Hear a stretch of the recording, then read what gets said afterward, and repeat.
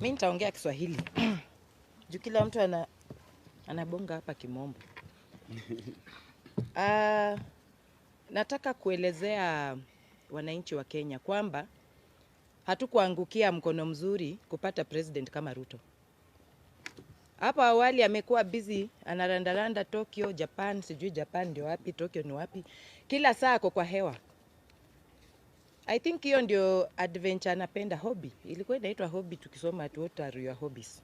Because saa hii namuona tu juu ya maprado kila saa akirandaranda. Vitu serious zikitendeka simuoni akienda huko. You can see where his heart is. Kujionesha ma-PR mingi. Briefcase projects ndio anasema ame-launch. Lakini kitu yenye napeana impact kwa mwananchi wa Kenya aseme walai tuko na president na nusu, hakuna. Juzi toi hapa imeungua, hakushughulika. Hata kusema tu poleni, nothing. Hata huko Kware mili zinachomolewa kule. Kitu yenye hata singeangalia na macho na nyamaza na lilia kwa moyo nikisema what is this really in Kenya, ama ninasoma tu vitu kwa newspapers. Hakushughulika. Lakini akisikia kadili utamuona kwa jet ya 200 million yenye tungejenga ka industry hata kule kwetu huko na Mbale ya Jinari.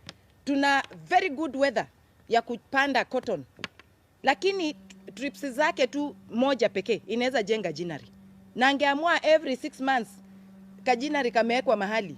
The 47 counties sasa tungekuwa na vitu zinaandika our young people. But hiyo hana, kichwa ngumu, kiburi, majivuno. Ni vizuri majenzi wameshekesheke watu hapo, tunaona at least siku hizi wameanza kutuangalia kama watu na uoga fulani. But mtu ujificha tu temporarily. Character real tulishaiona ilitoka. So ni jukumu letu sisi wenye tuko kivyetu, wenye walielektiwa, wenye pia walitu elect, kuhakikisha that we do not even one moment get duped, because that is how we get duped, that now things are working and then before you know it you're dumped. Just like a sly man, he can tell you are the only fish in Lake Victoria. If you are a fool, you'll believe. So this is Ruto. We are not going to listen to the narratives again. And we will not relent.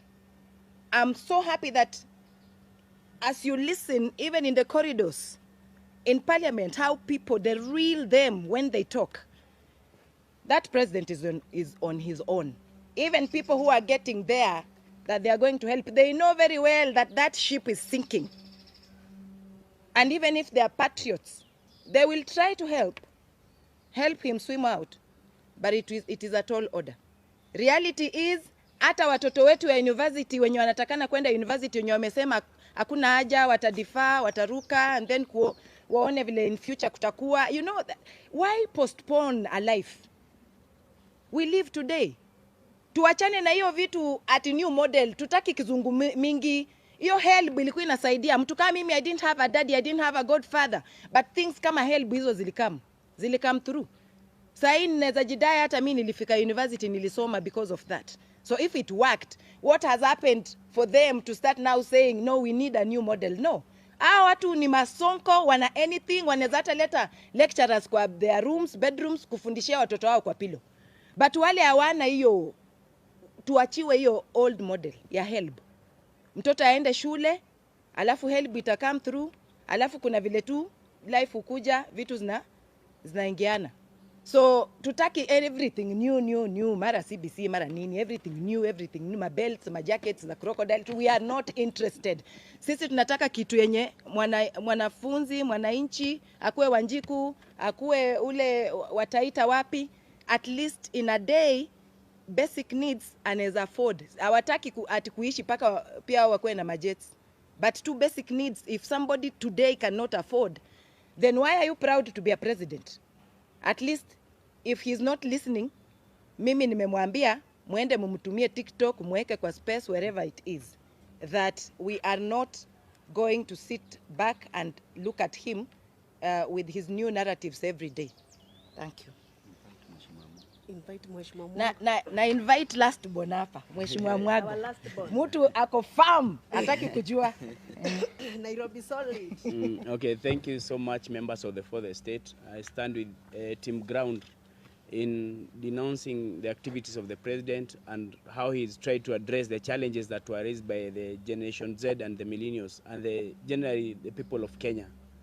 I don't understand why he got his wisdom from by bringing us a political solution to an economic problem and a social and injustice problem.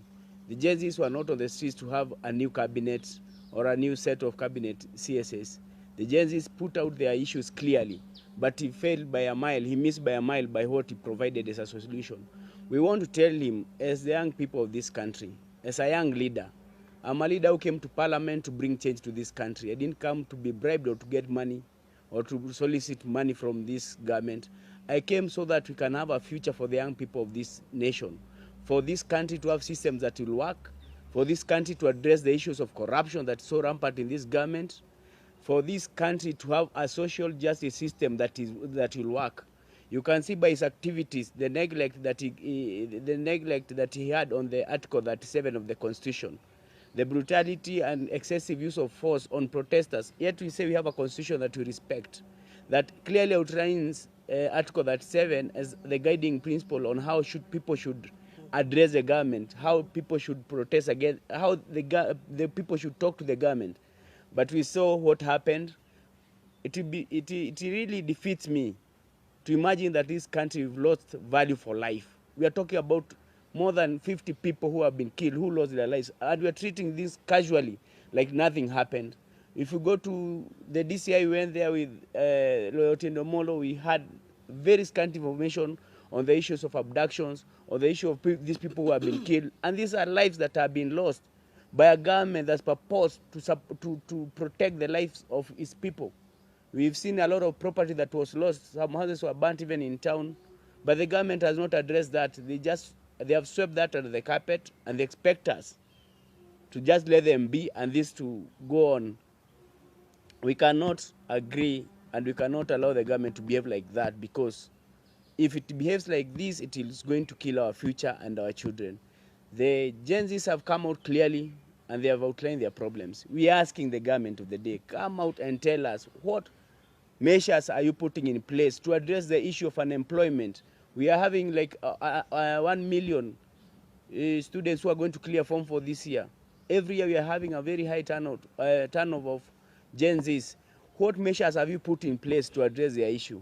The current cabinet that you announced, we don't make anything of it. We don't see if they are able to come up with solutions for the challenges of this nation. So sisi tunamwambia Bwana Rais, tafadhali sikiza watu, calm down, look for new advisors. Whatever you are doing is far away from what the people are asking for. Kindly try and calm down and listen to this youth. These are the future of this nation, and the best thing is, this is a generational thing. One day it will come to happen. The hopes of the people of this nation, lazima siku moja watu watakuja wapatiwe heshima. And I don't know where history judge you. Labda utafukuzwa ama utapelekwa jela kwa sababu ya hii makosa unafanya. Tafadhali sikiza watu.